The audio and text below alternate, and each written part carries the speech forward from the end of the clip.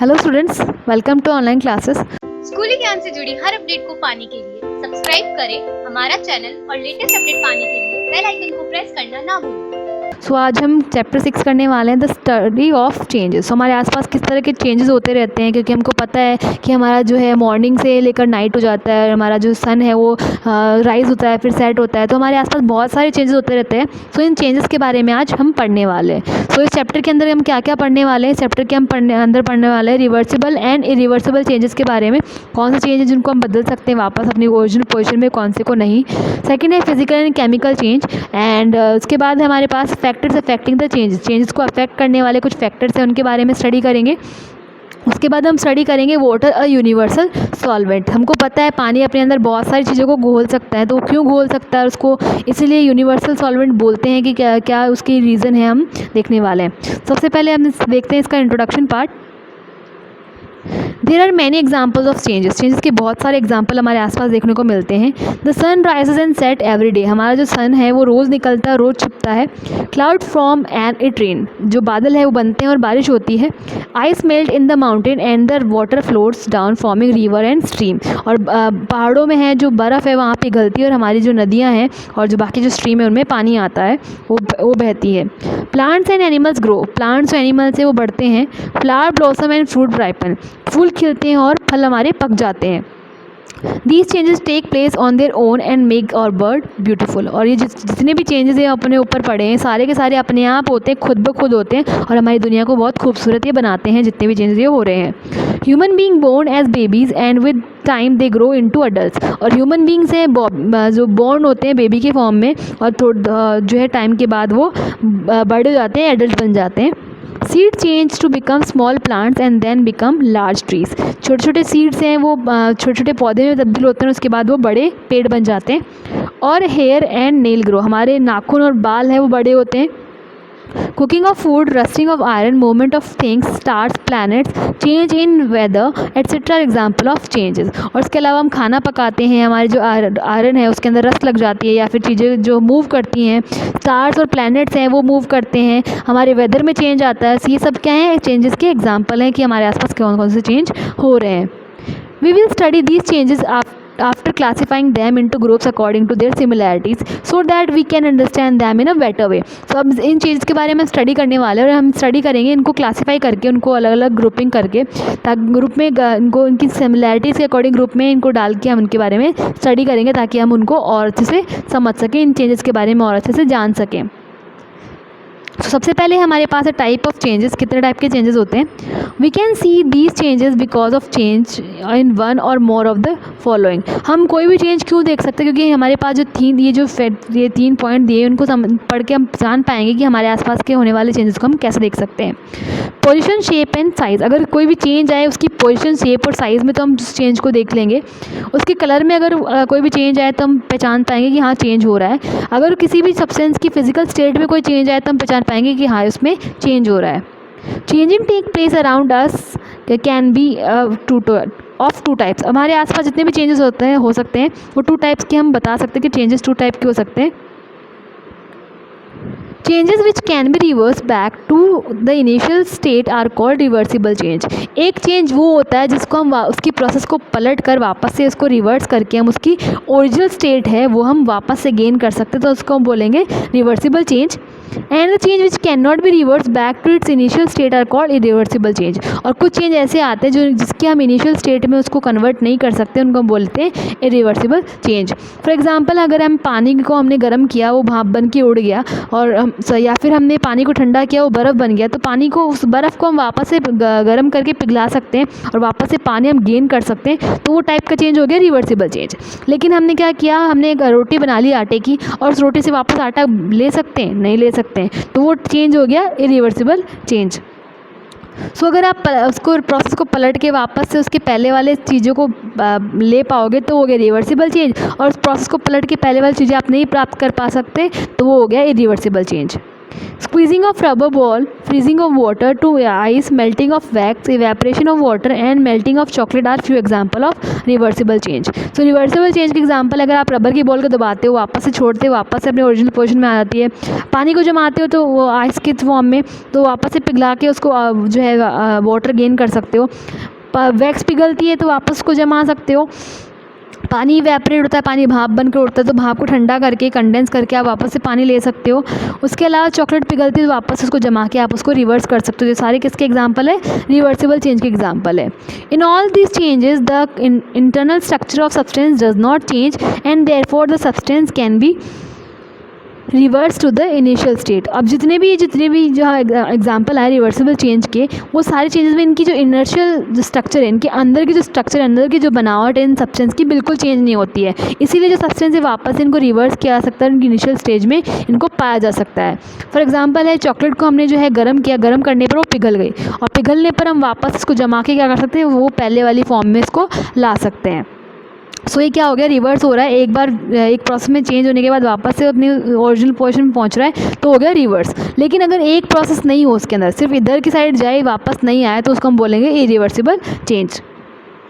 Activity 1, make a list of change which take place around you on the basis of time they take to happen. अब हमको एक list बनानी है जिसके अंदर जो है हमको उन चेंजेस के जो है लिस्ट बनानी है जो कि कुछ टाइम लेते हैं, अलग अलग टाइम लेते हैं होने के अंदर. For example, change which take place daily in a few days and which take place in years. For example, हमने एक जो चेंज एक लिस्ट एक साइड में लिखा कि वो चेंज जो डेली होते हैं, दूसरी साइड में लिखा कि कुछ जो बहुत दिन लगाते हैं, थोड़े दिन लगाते हैं, और तीसरा जो सालों लगाते हैं चेंज होने के अंदर. तो उन चेंजेस के अगर हम लिस्ट बनाएंगे तो हमको अलग अलग चेंज मिलेंगे. फॉर एग्जांपल, अगर हम मिल्क से कर्ड बनाएंगे तो डेली हो सकता है, और जो है अगर हम जो है सीड है उसको लगाएंगे तो उसको सीडलिंग बनने में कुछ दिन लगेंगे, जबकि उसको एक प्लांट बनने में, एक लार्ज ट्री बनने में कुछ ईयर्स लगेंगे. तो ये कुछ ऐसे एग्जांपल हो गए. The cooking of food, growing of plant and animals, ripening of fruit and blooming of flowers are irreversible changes as these change cannot be reverse. अब कुछ चेंज है वो रिवर्स नहीं किए जा सकते, तो उनको हम irreversible चेंज बोलेंगे. फॉर एग्जांपल, अगर हम खाना पका लेते हैं तो वापस से हम उसको जो है रॉ फॉर्म में उसको प्राप्त नहीं कर पाते हैं. प्लांट और एनिमल अगर बढ़ जाते हैं वापस को बेबी नहीं बना सकते हैं. फ्रूट पक जाता है तो वापस इसको कच्चा नहीं कर सकते हैं. अगर फूल जो है खिल जाएगा तो उसको हम वापस से कली नहीं बना सकते हैं. तो ये सब क्या है? इरिवर्सिबल चेंज होते हैं, क्योंकि इनकी जो है ये वापस से रिवर्स नहीं किए जा सकते. वापस से पलट के इनको वापस से जो शुरुआती टाइम में जैसे थे वैसे इनको नहीं हम ले सकते हैं. In these changes the internal structure of the substance changes as the molecules react with each other to form new substance. और ये जितने भी चेंजेस हैं इनके अंदर जो इनका इंटरनल स्ट्रक्चर है, इनके अंदर की जो बनावट है वो चेंज जाती है. क्यों? क्योंकि इनके अंदर जो मॉलिक्यूल्स है वो आपस में रिएक्ट करके कुछ नया बना लेते हैं, कुछ नया सब्सटेंस बना लेते हैं. इसीलिए इनको वापस से हम रिवर्स नहीं कर सकते हैं, और इसीलिए हम इनको क्या बोलते हैं? इरिवर्सिबल चेंज बोलते हैं. फॉर एग्जाम्पल, हमारे पास पिक्चर दी हुई है राइपनिंग ऑफ फ्रूट. अब जो फ्रूट है पक रहे हैं, जब कच्चे होते हैं फ्रूट तो क्या होते हैं? एकदम ग्रीन होते हैं या फिर खट्टे होते हैं. अब जब पक जाते हैं तब ये एकदम क्या होता है? इसको ये जो है उनका कलर चेंज हो जाता है, और वो उनका टेस्ट भी चेंज हो जाता है. मतलब इसका पहले टेस्ट अलग था, अब टेस्ट अलग है. मतलब इसके अंदर की स्ट्रक्चर चेंज हो गई, तो अंदर की स्ट्रक्चर चेंज होगी तो वापस से इसको हम चेंज नहीं कर सकते. तो इसीलिए हम क्या बोलते हैं? इसको इरिवर्सिबल चेंज बोलते हैं. Change which take place around us can be classified into two types depending upon whether a new substance is formed during the change or not. So जितने भी हमारे आसपास चेंज होते हैं उनको हम दो जो है ग्रुप में क्लासीफाई कर सकते हैं कि उस चेंज की वजह से कोई नया सब्सटेंस बना है या नहीं बना है. सो हम देख रहे हैं जो चेंजेस हमारे आसपास हो रहे हैं वो टू टाइप्स की कैटेगरी में डिफाइन करे गए हैं, जो कि डिपेंड करते हैं कि उनके आसपास जो चेंज हो रहा है उसमें नया सब्सटेंस बन रहा है कि नहीं बन रहा है. अगर नया सब्सटेंस बन रहा है तो उसको एक कैटेगरी में रखेंगे, अगर नया सब्सटेंस नहीं बन रहा है चेंज की वजह से तो उसको हम अगली कैटेगरी में, दूसरी कैटेगरी में रखेंगे. सो ये चेंजेस हैं, ये जो है चेंजेस हम दो कैटेगरी में डाल रहे हैं वो है फिजिकल एंड केमिकल चेंज. सो पहले हम बात करें फिजिकल चेंज के बारे में, और उसके बाद हम बात करेंगे केमिकल चेंज के बारे में. सो केमिकल चेंज और फिजिकल चेंज इस चैप्टर में हम स्टडी करने वाले हैं. तो सबसे पहले हम बात करते हैं फिजिकल चेंज की.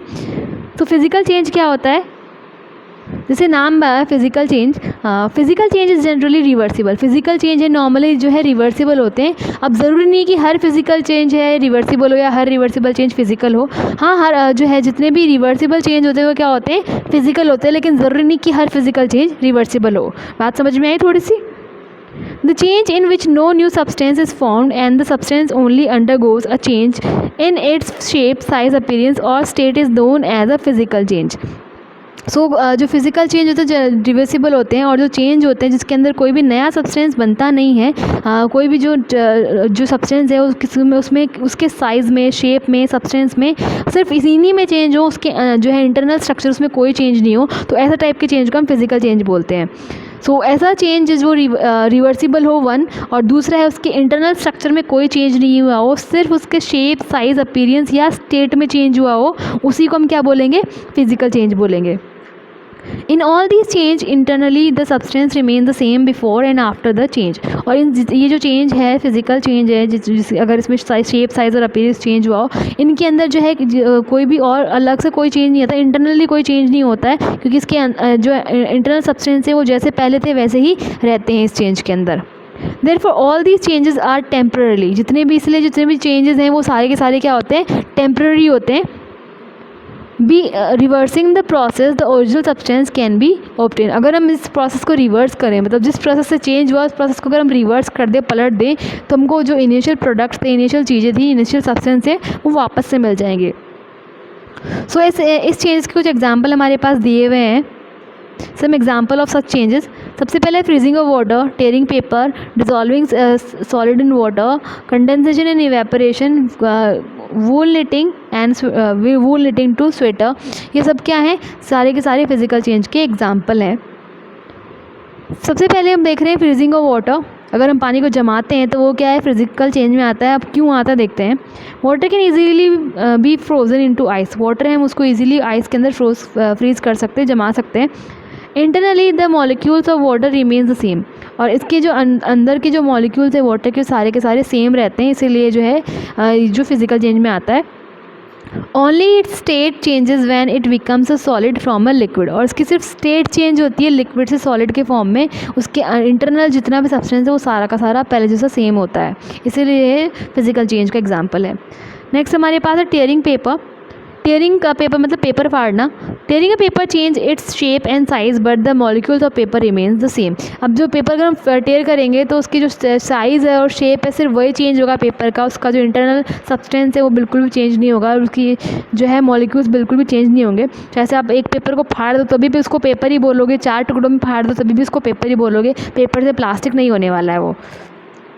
नेक्स्ट हमारे पास है डिज़ोल्विंग ए सॉलिड इन वाटर। अगर हम किसी सॉलिड को वाटर में डिज़ोल्व करते घोलते हैं तो वो भी फिजिकल चेंज का एग्जांपल होता है। डिज़ोल्विंग शुगर और salt in water in example of a physical change as sugar और salt breaks down to its molecules. अब जो अगर हम पानी में शुगर या सॉल्ट को हम डिज़ोल्व करेंगे, घोलेंगे, तो भी वो है फिजिकल चेंज का एग्जाम्पल है, क्योंकि शुगर और सॉल्ट है वो उसके मॉलिक्यूल्स है पानी में टूट जाते हैं और घुल जाते हैं, जबकि चेंज नहीं होते हैं, सिर्फ टूटते हैं। These molecules go inside the interspace of water and therefore disappear। और ये जितने भी molecules हैं जो टूट गए हैं सॉल्ट और शुगर के मॉलिक्यूल जो ब्रेक डाउन हो गए, छोटे में बदल गए, वो जो वाटर का इंटर स्पेस होता है, इंटरमोलिकुलर स्पेस होता है, वहाँ जाके सेट हो जाते हैं और उस पानी में घुल जाते हैं, डिसअपियर हो जाते हैं, गायब हो जाते हैं। These solids can easily be recovered from water, therefore this process is reversible process. और ये जो जितने भी जो है सॉलिड्स हैं, ये जो सॉल्ट और शुगर हमने जो मिक्स किए हैं वाटर के अंदर, उनको हम वापस से रिकवर कर सकते हैं, वापस से पा सकते हैं उस पानी से, इसीलिए इस प्रोसेस को हम क्या बोलते हैं, रिवर्सिबल प्रोसेस बोलते हैं। उसके बाद है कंडेंसेशन एंड इवेपोरेशन। कंडेंसेशन मतलब पानी का ठंडा होके बर्फ़ बनना या भाप का ठंडा होके पानी बनना, और इवेपोरेशन मतलब पानी का भाप बनना। सो कंडेंसेशन इवेपोरेशन दोनों फिजिकल चेंज है। कैसे? The process of converting vapours into liquid is called condensation. ध्यान देना, अगर आपका लिक्विड है वो वेपरस फॉर्म में बनता है, लिक्विड गर्म होकर उबल के भाप बनता है, तो उसको हम बोलेंगे इवेपोरेशन। जबकि वेपर लिक्विड बनती है, वेपर से लिक्विड बनता है, तो उसको हम बोलेंगे condensation. The process of converting liquid to vapour is called evaporation. दोनों का आप कई बार कन्फ्यूज़ होते हो, लास्ट ईयर जो 6th क्लास में बच्चे थे वो भी कई बार कन्फ्यूज़ होते थे, तो इसका जो है ये ढंग से देखना। अगर आपका जो है वेपर है, भाप है, वेपर है वो लिक्विड में कन्वर्ट हो, वो लिक्विड बन जाए, तो उसको हम बोलेंगे कंडेंसेशन। लेकिन अगर वाटर से, अगर लिक्विड से अगर है वो बने, भाप बने, वेपर बने, तो उसको बोलेंगे इवेपोरेशन। ठीक है। Wool knitting to sweater. Knitting sweater or any other woolen clothes from wool is a physical change and the wool can be recovered from it. अगर हम किसी भी जो है स्वेटर को बुनते हैं या कोई भी अदर वुलन क्लॉथ बुनते हैं तो फिजिकल चेंज का एग्जांपल होता है, क्योंकि उसके अंदर से हम उसको वापस से उस स्वेटर या क्लॉथ को उधेड़ कर वापस हमसे ऊन ले सकते हैं। तो ये क्या हो गया, फिजिकल चेंज का एग्जाम्पल हो गया। तो हमारे पास एक पिक्चर दी हुई है, dissolving salt in water, knitting and unravelling wool. तो जो है पानी को अंदर शुगर और सॉल्ट घोल सकते हैं और वापस से उसको शुगर सॉल्ट को लेते भी हैं हम। और उसके अलावा निटिंग करते हैं हम, कोई जो है कपड़ा बुन देते हैं वूलन का, जो है ऊन से हम कुछ निटिंग करते हैं तो उसको हम वापस से उधेड़ के वापस से वूल गेन कर सकते हैं। तो ये क्या है, सारे के सारे किसके एग्जाम्पल है, फिजिकल चेंज के एग्जाम्पल है। नेक्स्ट हमारे पास चेंज है केमिकल चेंज। केमिकल चेंज क्या होता है देखते हैं। केमिकल चेंजेस अकर only under suitable conditions. Chemical changes सिर्फ सुटेबल कंडीशन में ही होते हैं, आपके लिए अगर सही कंडीशन है तो ही केमिकल चेंज होंगे, हर बार केमिकल चेंज ही नहीं हो जाते हैं। The chemical change in which new substance are formed which have properties that are different from the original substance.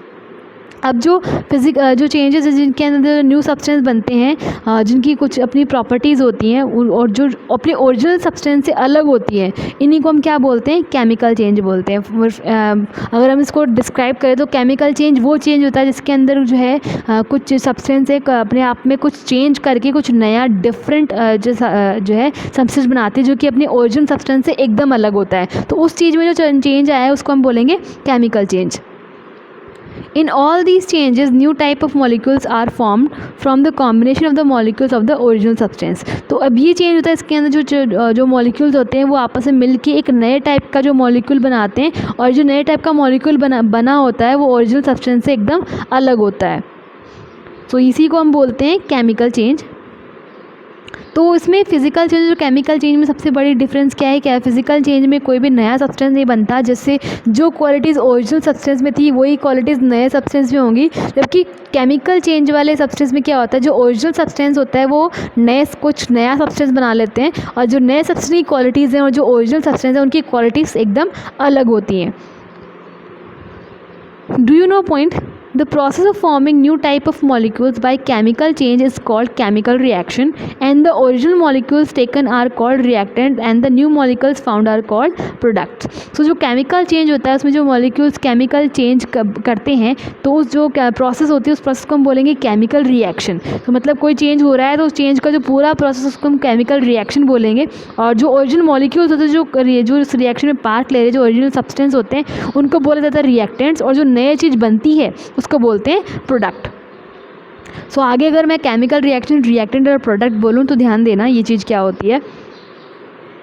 Mostly chemical change are irreversible change as the new substance formed have different properties than the original substance। और जितने भी जो नए substance बनते हैं chemical change में, जो नए सब्सटेंस बनते हैं वो अपने ओरिजिनल सब्सटेंस से एकदम अलग होते हैं, एकदम चेंज होते हैं, क्योंकि उसके अंदर का जितना भी सब्सटेंस है वो चेंज हो चुका होता है। अब अंदर का सब्सटेंस चेंज हो गया तो उसको वापस से रिवर्स करना बहुत मुश्किल होता है, इसलिए जो मोस्टली जो केमिकल चेंज होते हैं वो इरिवर्सिबल होते हैं, वापस से पलटे नहीं जा सकते हैं। तो हमारे पास इसके कुछ एग्जाम्पल हैं। फर्स्ट हमारे पास एग्जांपल है कुकिंग फूड। खाना पकाने की जो प्रोसेस होती है वो केमिकल चेंज होता है। Cooking vegetable, rice, pulses and making rotis, breads from wheat flour are all chemical changes in which new substances are formed with different new properties. Once you boil an egg, you cannot revert it back to raw stage. अब जो cooking food होता है, अगर हम खाना पका रहे हैं या फिर जो है वेजिटेबल हम कुक कर रहे हैं, राइस बना रहे हैं, रोटी बना रहे हैं जो कि व्हीट फ्लोर से, तो जितने भी ये चीज़ें हैं ये सारे केमिकल चेंज का एग्जाम्पल है, क्योंकि इनके अंदर क्या है, न्यू सब्सटेंस बन रहा है जो कि जो ओरिजिनल वाली चीज़ से एकदम डिफरेंट प्रॉपर्टीज़ उसकी होती हैं। फॉर एग्जाम्पल अगर आप एक बार एक बॉयल को एग को बॉयल कर लेते हो तो उसको वापस से जो है उसकी रॉ स्टेज में आप नहीं ला सकते हो। एग बॉयल होने के बाद एकदम अलग हो जाता है इसके रॉ फॉर्म से। सो ये क्या है, कुकिंग फूड है, क्या है, किसका एग्जांपल हो गया, केमिकल चेंज का एग्जांपल हो गया। नेक्स्ट हमारे पास है burning of paper, would and other fuel. जब भी अगर आप किसी चीज़ को जला देते हो, उसका बर्न कर देते हो, तो उसका जो सब्सटेंस है वो एकदम नया बनता है। फॉर एग्जांपल मोस्टली चीज़ों में जो है ऐश निकल के आती है, वो ऐश है जो ओरिजिनल चीज़ है उससे एकदम अलग होती है। तो ये किसका एग्जाम्पल हो गया, केमिकल चेंज का एग्जाम्पल हो गया। Burning of paper, wood and other fuels like petrol, diesel, kerosene etc. are all chemical change as new substance are formed। जितने भी है बर्निंग ऑफ पेपर है, वुड है, जितने भी चीज़ें जलती हैं वो सारे के सारे केमिकल चेंज होते हैं क्योंकि उसमें नया सब्सटेंस बनता है। Rusting of iron, where iron comes in contact with air and water, it changes to a brown colored substance called rust। अगर आप आयरन को हवा और पानी के अंदर खुला छोड़ दोगे तो उसके ऊपर एक ब्राउन कलर का सब्सटेंस आके जमा हो जाएगा, जिसको हम क्या बोलते हैं, रस्ट बोलते हैं, जंग बोलते हैं। The process of forming rust is on iron is called rusting. और जो प्रोसेस होती है जिसके अंदर आयरन के ऊपर रस्ट लग जाते, जंग लग जाते, उसको क्या बोलते हैं, रस्टिंग बोलते हैं। Rusting Yeats up the iron and it can not be reverse. और रस्टिंग की वजह से जो आयरन है वो ख़त्म हो जाए, रस्टिंग है आयरन को खा जाती है, ख़त्म कर देती है, जिसकी वजह से जो है आयरन को वापस से गेन नहीं किया जा सकता, मतलब इस प्रोसेस से वापस से रिवर्स नहीं किया जा सकता। So it is an irreversible chemical process. इसीलिए इसको क्या बोलते हैं, ये क्या है, इरिवर्सिबल केमिकल प्रोसेस है, क्योंकि अगर एक बार आयरन पे रस्ट लग गया तो उस रस्ट से वापस आप आयरन गेन नहीं कर सकते हो। और चूँकि ये केमिकल प्रोसेस है इसीलिए इसको क्या बोलेंगे, इरिवर्सिबल केमिकल प्रोसेस बोलेंगे। Next is conversion of milk to cottage cheese. Cottage cheese मतलब पनीर। अगर आप मिल्क को कन्वर्ट कर देते हो कॉटेज चीज़ में, तो कॉटेज चीज़ से वापस आप मिल्क नहीं ले सकते हो, नहीं बना सकते हो। कॉटेज चीज़ और paneer is made from milk by adding lime juice to the milk. नींबू का जूस अगर आप मिल्क में थोड़ा सा डाल देते हो तो वो किस में बदल जाता है, कॉटेज चीज़ में बदलना शुरू हो जाता है। This is chemical change and milk can not be recovered from the cottage cheese और पनीर। और केमिकल रिएक्शन होती है, केमिकल चेंज होता है, इससे वापस से आप मिल्क नहीं गेन कर सकते, क्योंकि उसमें आप जो लाइम जूस डालते हो धीरे धीरे उसको क्या करता है, उस मिल्क को है वो चेंज करना शुरू कर देता है। और ये बहुत स्लो प्रोसेस होती है, मतलब ज़्यादा स्लो भी नहीं होती, लेकिन क्विक जो चेंज होता है इसमें नहीं होता है, थोड़ा स्लो होता है। अब उसको जो है लाइम जूस डालने के बाद थोड़ा गर्म करना पड़ता है, उसका पानी है वो इवेपोरेट कराना पड़ता है, उसके बाद क्या होता है, वो जो मिल्क है वो कॉटेज चीज़ में या पनीर में चेंज होने लगता है। सो ये एग्जांपल थे केमिकल चेंजेस के। नेक्स्ट क्लास में, नेक्स्ट पार्ट में हम करने वाले हैं फैक्टर्स अफेक्टिंग चेंजेस। कौन से फैक्टर्स हैं जो चेंजेस को अफेक्ट करते हैं उसके बारे में हम स्टडी करेंगे। So that's all for today. Thank you.